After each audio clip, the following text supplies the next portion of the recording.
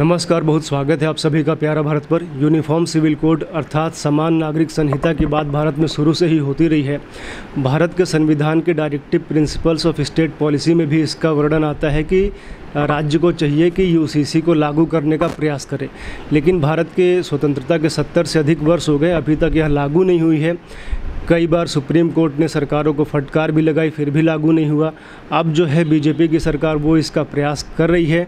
और कल मध्य प्रदेश के भोपाल में बोलते हुए प्रधानमंत्री नरेंद्र मोदी ने कहा है कि हम यूसीसी लाने का प्रयास कर रहे हैं। सुप्रीम कोर्ट कई बार हमको कह रहा है और जो विपक्षी दल हैं वो इस पर राजनीतिक रोटियां सेक रहे हैं, वो लोगों को इस पर बरगला रहे हैं। तो इसी विषय पर बात करने के लिए हमारे साथ जुड़े हैं सैयद इतरत हुसैन जी, जो कि भारतीय जनता पार्टी से पिछले 40 वर्षों से जुड़े हैं और अभी माननीय मुख्यमंत्री द्वारा उर्दू एकेडमी के मनोनीत सदस्य हैं। सर, बहुत स्वागत है आपका। सर, कैसे देखते हैं ये जो यूसीसी को लेकर बात हो रही है? प्रधानमंत्री भी कल एक रैली में उन्होंने कहा कि समान नागरिक संहिता लाएंगे, आपका क्या सोचना है इस विषय पर? देखिए, हमारे देश के प्रधानमंत्री जनाब नरेंद्र मोदी जी ने जब से वो बने हैं, लगभग हो रहा है ये 9 साल के आसपास हुआ है। 9 साल में माननीय मोदी जी ने जितने भी देश के नागरिक हैं, चाहे वो हिंदू हो, मुस्लिम हो, किसी भी धर्म, किसी भी संप्रदाय, किसी भी जाति बिरादरी के हों, उन सभी के लिए एक तरीके से सबको साथ लेके चले, सबके लिए विकास का काम किया, सबके लिए चिंता करते हैं। अभी कल भोपाल में अपने उद्बोधन में माननीय मोदी जी ने पसमानदा समाज, अब क्या है, पसमानदा समाज के अंदर कौन कौन कितनी जातियां आती हैं, ये पसमानदा मुस्लिम समाज होता है जो बहुत पिछड़ा हुआ है, जिसको कहीं पूछा नहीं जाता है। अब ऐसे समाज के लिए चिंतित हो कर अगर हमारे देश के प्रधानमंत्री जी चिंतित हो रहे हैं और ऐसे समाज में कितनी बिरादरियां आती हैं, उनका विस्तार से पूरा विवरण जो है माननीय मोदी जी ने दिया कल। अब जब से यूसीसी समान नागरिक अधिकार कानून जो है लागू करने की बात मोदी जी ने या भारतीय जनता पार्टी के नेतृत्व ने ये बात उठाई है, न जाने क्यों बल्कि ये कहा जाए कि षड्यंत्र रचते चले आ रहे हैं। मुस्लिम समाज आज जिस स्थान पर है, जिस तरीके से मुस्लिम समाज को बरगलाया जा रहा है पिछले 50 वर्षों से, वोट के लिए वोट बैंक ही खाली इनको समझा जाता है। आज ज़्यादा चिंता उन लोगों को सता रही है कि अगर यूसीसी अगर लागू हो जाएगा तो ये राजनीतिक दलों के ओवैसी जैसे लोग, ओवैसी हैं, ये तमाम देश की जो गैर राजनीतिक दल हैं जो कि सत्ता से दूर है आज के तारीख में, उनकी दुकानें बंद हो जाएंगी अगर ये समान नागरिक।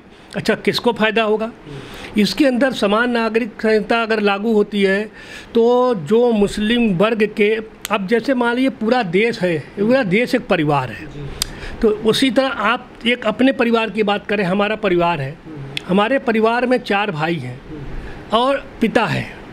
पिता अगर चारों भाइयों को बराबर से एक आँख से देखेगा, बराबर से उनके लिए जो एक कानून लागू रहेगा घर के अंदर, तो अच्छा है, या अलग अलग बेटों के लिए, अलग अलग परिवार के सदस्यों के लिए नया तरीके से सोच के उनके बारे में करेंगे, तो आज यही बात लागू होती है पूरे देश के ऊपर। अगर माननीय प्रधानमंत्री जी ने यह आवाज़ उठाई है कि यूसीसी लागू होना चाहिए, तो इसमें आज जो दबा कुचला मुस्लिम वर्ग है, पसमानदा समाज है, वो आज उनके एक उम्मीद जगी है उनके अंदर, और जो इनको इस्तेमाल करते चले आ रहे हैं अपने राजनीति के लिए, वैसी जैसे या समाजवादी पार्टी हो या तृणमूल कांग्रेस हो या जितने भी राजनीतिक दल हैं जो मुसलमानों को सिर्फ 50 साल से अपने राजनीतिक वोट बैंक के अलावा कुछ नहीं समझते, और वही आज इसका विरोध कर रहे हैं। जो इसका विरोध कर रहे हैं, जैसे वैसी विरोध कर रहे हैं, कह रहे हैं कि मुसलमानों को टारगेट करने का प्रयास है, हिंदू मुस्लिम करें, तो इससे मुसलमानों को हानि नुकसान क्या होगा, क्या दुष्प्रभाव कुछ पड़ेंगे? इसमें मुसलमानों को कोई नुकसान नहीं होगा, इसमें नुकसान ओवैसी जैसे राजनेताओं का होगा। इसीलिए ये इस समय बौखलाए हुए हैं, घबराए हुए हैं, इसीलिए ये एक प्लेटफॉर्म बनाकर उस पर राजनीति करना चाहते हैं कि जो मोदी जी कर रहे हैं और जितनी लोकप्रियता मोदी जी की हो चुकी है पूरी दुनिया में, आज हमारे हिंदुस्तान की या भारत की जो छवि बन के पूरी दुनिया में बनी है, जो मान सम्मान इज्जत प्रतिष्ठा आज भारत को पूरी दुनिया में दिया जा रहा है, इसके पहले की किसी सरकार को नहीं दिया गया। आज सबसे बड़ा समान नागरिक यूसीसी लागू होने पर फ़ायदा अगर देखा जाए तो वो मुस्लिम औरतों का इसमें जो कि दुरुपयोग होता है, 3 तलाक वाले केस में देख लीजिए आप, या पैतृक संपत्ति में जो है हक होने की बात होती है, तो इससे फ़ायदा मुस्लिम समाज की उन औरतों को होगा कि आप हमारी बहन है, हमारी माताएं हैं, हमारी बहनें हैं।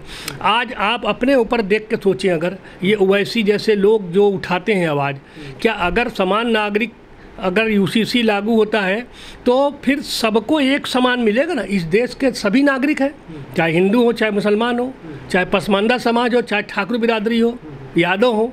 अगर वो कह रहे हैं कि सबको एक बराबर का अधिकार देना चाहिए, तो इसमें गलत क्या है? इसका जब भी वर्णन आता है यूसीसी का, तब एक केस याद आता है, साहबानों का केस, जिनको 62 या 68 ऐसे ही कुछ उनकी आयु थी, उस उम्र में उनको तलाक दिया गया।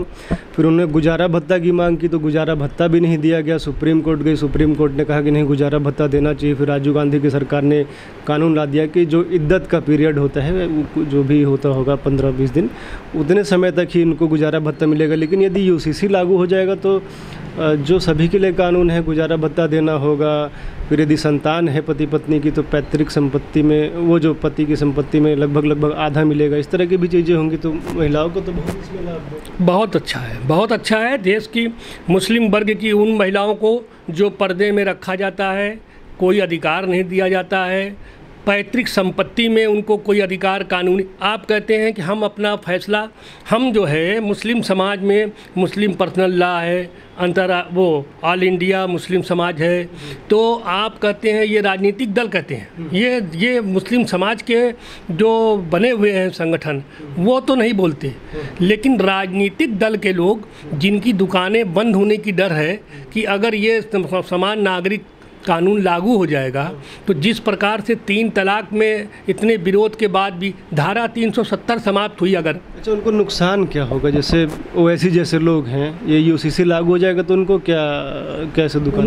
उनका नुकसान राजनीतिक दल के जो मुस्लिम तुष्टीकरण की राजनीति करते हैं, ओवैसी हैं, समाजवादी पार्टी है, तृणमूल है, या जितने भी लोग हैं जो सिर्फ तुष्टीकरण की राजनीति करके मुसलमानों को वोट बैंक समझते हैं।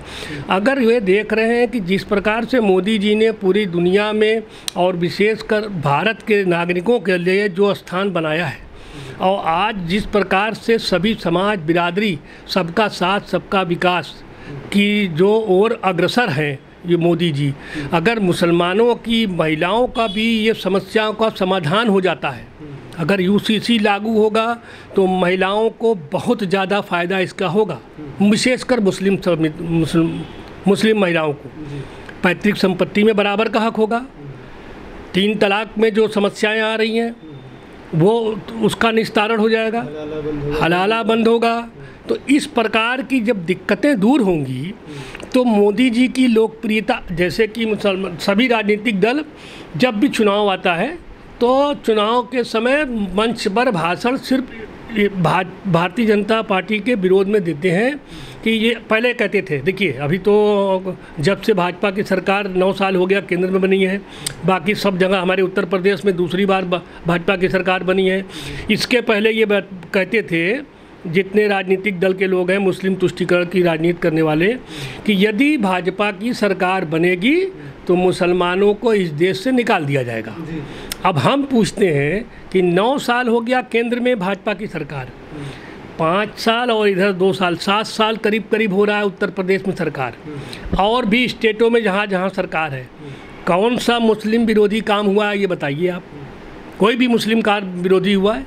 नहीं। तो अब इनको घबराहट इसीलिए हो रही है राजनीतिक दल के लोगों को, ओवैसी जैसे लोगों को, कि यदि ये हो जाएगा तो मुस्लिम वोट कहीं ऐसा ना हो कि भारतीय जनता पार्टी की तरफ चला जाए।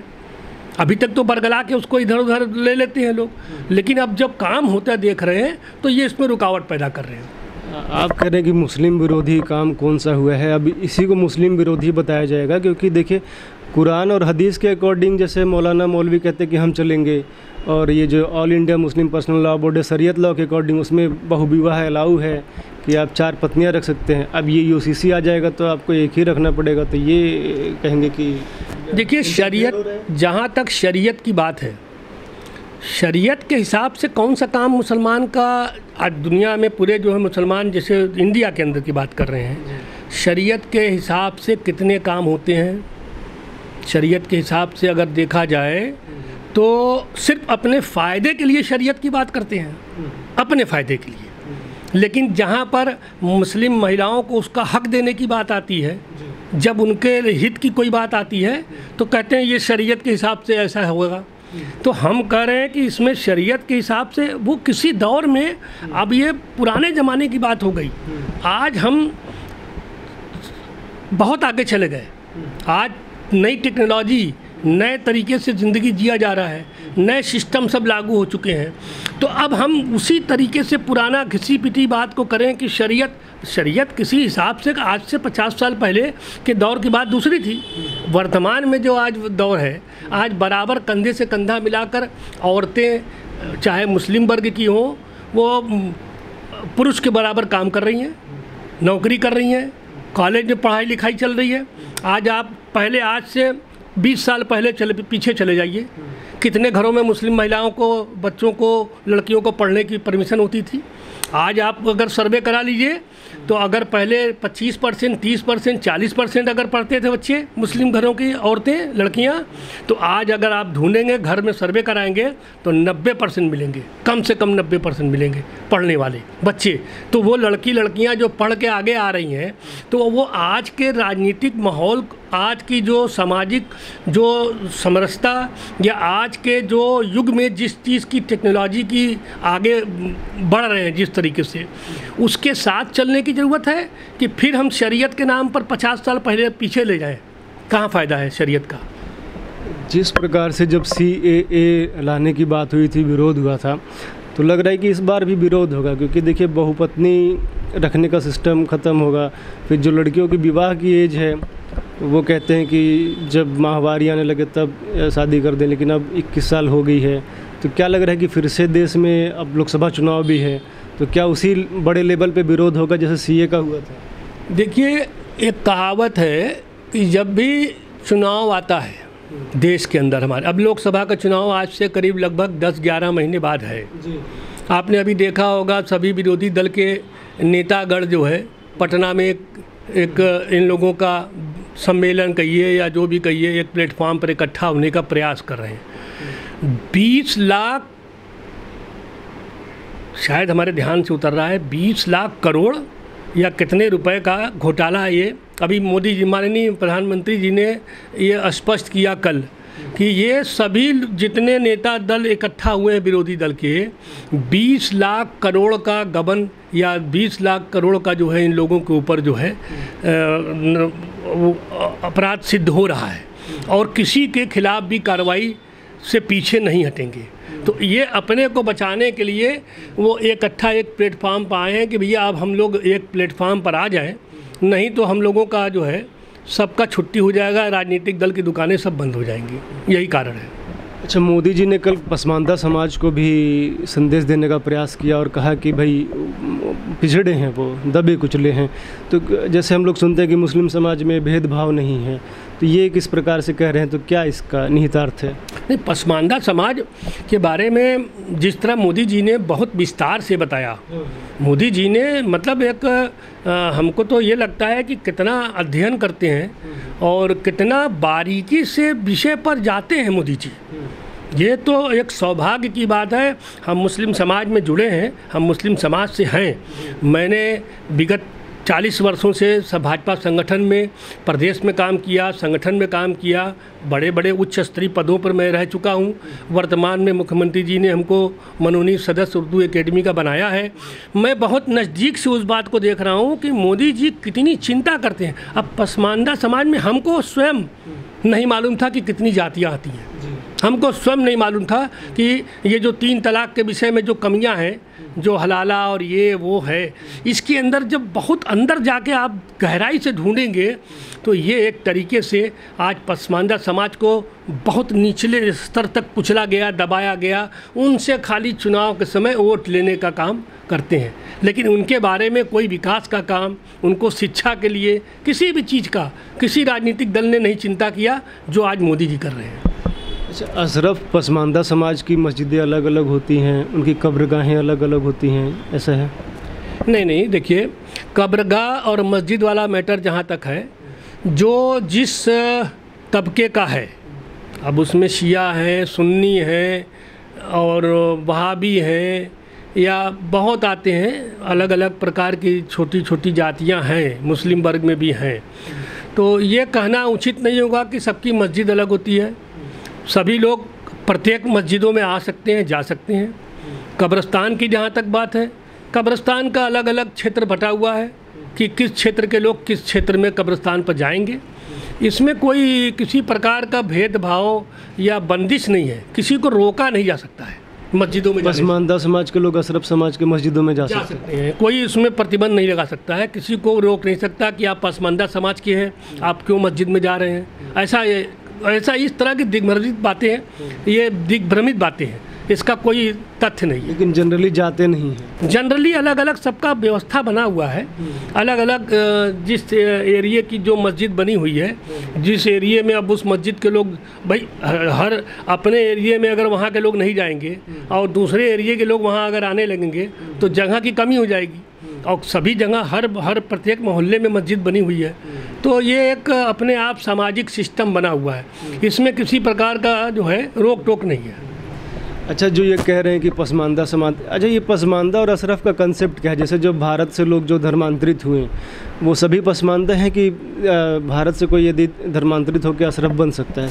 नहीं, पसमानदा में देखिए, पसमानदा में अभी देखिए हमारे बहुत ही जब चिंता किया माननीय मोदी जी ने, योगी जी ने, तो पसमानदा समाज का उत्थान के लिए, पसमानदा समाज को कैसे समरसता या पसमानदा समाज को कैसे हम अपने साथ लेकर चलें, उनको कैसे उनका विकास करें। अभी हमारे कुछ दिनों पहले की बात है, दानिश अंसारी साहब हैं, उसका उदाहरण देखिए। दानिश अंसारी साहब अल्पसंख्यक मोर्चे के प्रदेश पदाधिकारी थे और सीधे उनको जो है सरकार में शामिल किया। अल्पसंख्यक समाज का कल्याण विभाग और बाकी सब उनको विभाग दिया हुआ है कि आप काम करिए पसमानदा समाज के लिए।